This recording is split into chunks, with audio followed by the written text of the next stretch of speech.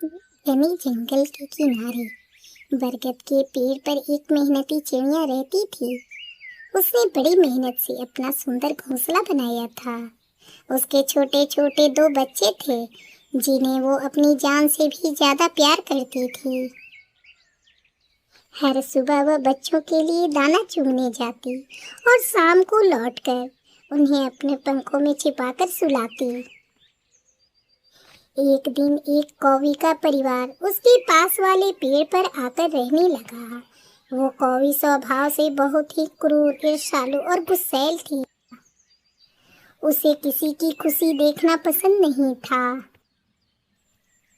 जब भी वो राजू चिड़िया को अपने बच्चों के साथ हंसते खेलते देखती, उसके मन में जलन होने लगती।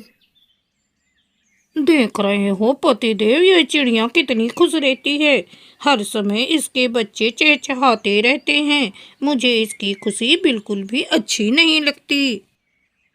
एक दिन चिड़िया का बेटा चिंकू और कौवी का बेटा जग्गी दोनों साथ साथ खेल रहे थे। खेलते खेलते वो दोनों आपस में टकरा गए और जग्गी का सिर फूट गया। जग्गी दर्द से चीख पड़ा, माँ, माँ मुझे बचाओ। जग्गी, जग्गी, मैंने कुछ नहीं किया। मेरी गलती से चोट नहीं लगी है। जग्गी, तुम आंटी को मत बुलाओ, आंटी मुझे डांटेगी। जग्गी की चीख सुनकर लच्छू कौवी वहां आ जाती है। अपने बेटे के सर से खून निकलता देखकर वो गुस्से से लाल हो गई। किसने किया ये सब? जल्दी मुझे बता। जग्गी ने रोते हुए सारी बात अपनी माँ को बताई। माँ, मेरा सर इस चिंकू ने फोड़ा है। चिंकू ये सुनकर घबरा गया। आंटी, मैंने जानबूझकर कुछ नहीं किया, ये गलती से हुआ है। हम दोनों खेलते खेलते आपस में टकरा गए थे। मैंने कुछ नहीं किया आंटी। चिंकू की बातें सुनकर लच्छू कौवी का गुस्सा शांत नहीं हुआ। लच्छू चिंकू को डांटने लगी। वो जोर जोर से उस पर चीखने चिल्लाने लगी। लच्छू चिंकू की शिकायत करने राजू चिड़िया के घर पहुंच गई। अरे राजू, तू यहाँ बैठी है? तेरे बेटे ने क्या किया तुझे पता भी है? मेरे बेटे का उसने सर फोड़ दिया। ये आप क्या कह रही हैं लच्छू बहन? मेरा बच्चा ऐसा नहीं कर सकता। वो किसी का सर नहीं फोड़ सकता। तो क्या मैं झूठ बोल रही हूँ? चल चल कर अपनी आंखों से मेरे बेटे को चलकर देख ले। लच्छू बहन, आप शांत हो जाएं, गुस्सा ना करें। बच्चे हैं, खेल खेल में अक्सर ऐसा हो जाता है। चिड़िया, मैं इस बात को कभी नहीं भूलूंगी। मैं इसका बदला लेकर रहूंगी। जिस तरह मैं आज अपने बच्चे को घायल देखकर तड़प रही हूँ, उसी तरह तू भी एक दिन तड़पेगी। लच्छू की ऐसी बातें सुनकर राजू चिड़िया डर गई। समय बीतता गया।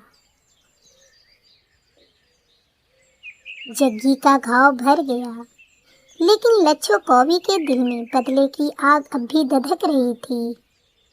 जब भी वो अपने बेटे के पुराने जख्म को देखती, वो गुस्से से भड़क उठती।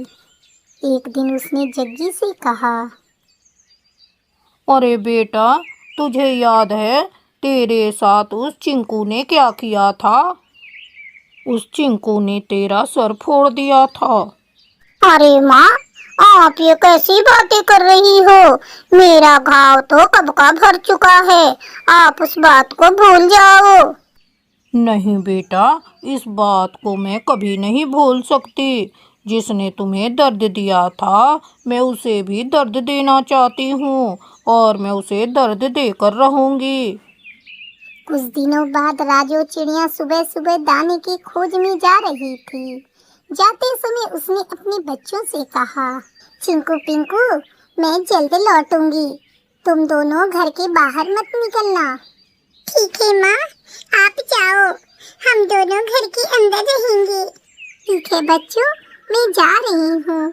तुम दोनों घर का दरवाजा बंद कर लो। चिड़िया जब अपने बच्चों को समझा रही थी, तब लच्छो कौवी एक पेड़ पर छुपकर उनकी बातें सुन रही थी। चिड़िया के घर से बाहर जाते ही उसने एक खतरनाक प्लान बनाया। आज वो दिन आ चुका है। आज मैं अपने बच्चे के दर्द का बदला लूंगी।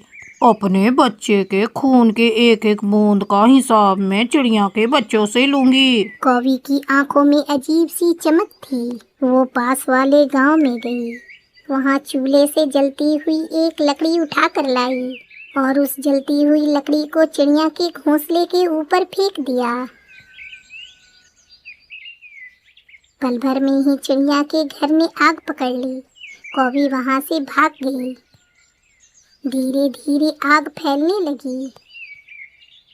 आग की लपटों से उठ रही तेज धुएं की गुब्बार घर के अंदर आने लगा। दोनों बच्चे घबरा गए। वो चीखने लगे,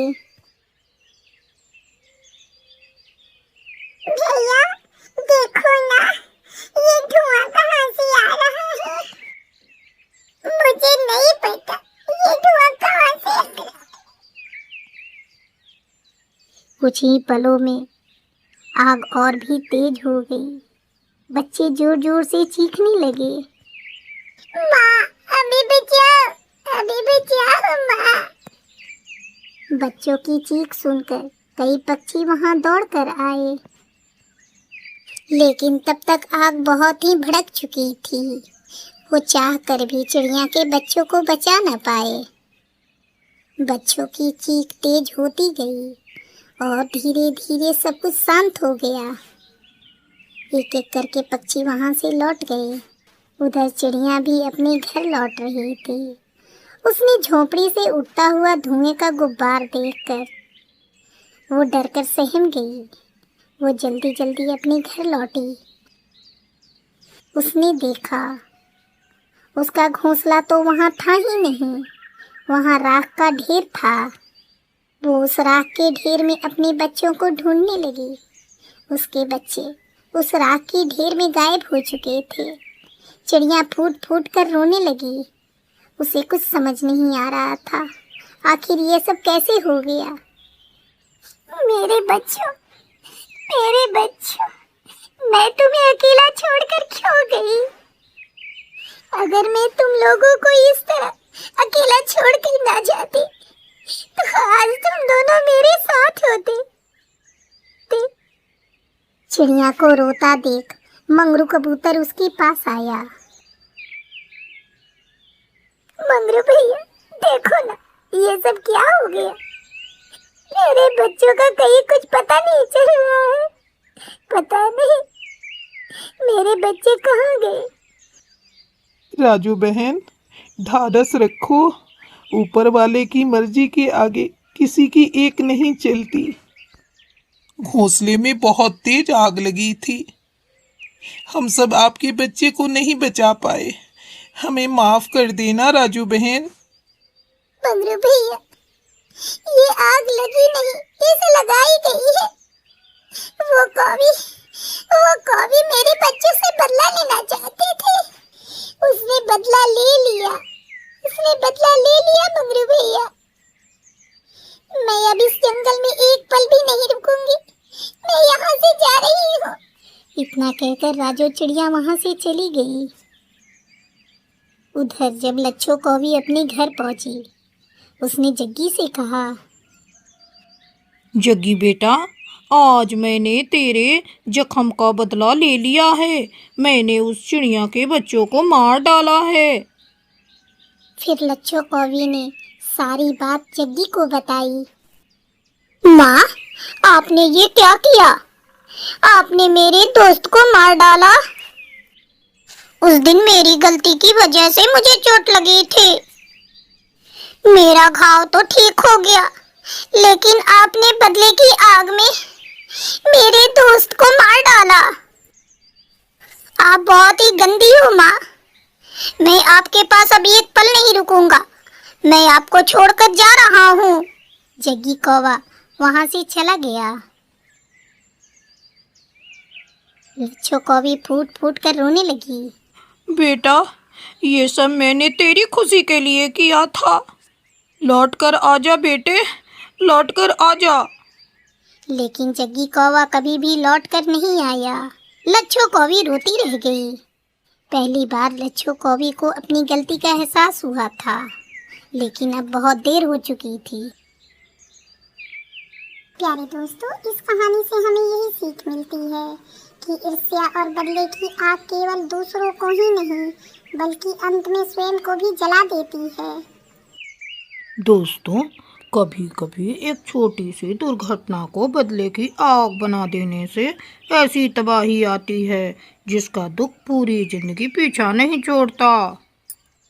प्यारे दोस्तों, आपको हमारी आज की कहानी कैसी लगी? अगर अच्छी लगी हो तो इसे लाइक और शेयर करना ना भूलें। अगर आप हमारे चैनल पर नए हैं तो हमारे चैनल को जरूर से जरूर सब्सक्राइब करें। आपका धन्यवाद।